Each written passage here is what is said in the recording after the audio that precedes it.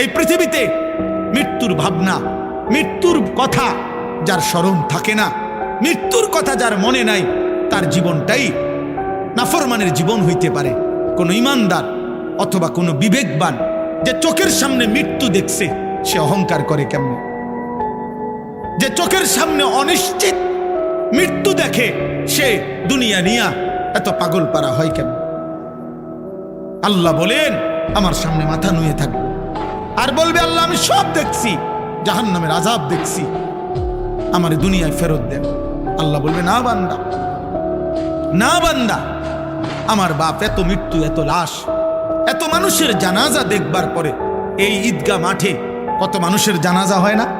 কথা বলেন না? আপনাদের কবরস্থান নাই? এখানে একজন মানুষ আছেন যে কোনোদিন কবর দেখেন নাই?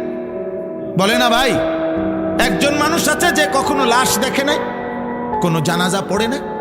এত মৃত্যু, এত লাশ, এত জানাজা, আমাদের একটা বারও যদি আখেরাত মনে না করায়, এর কেমন শক্ত পাষাণ দিল হইল বাপ।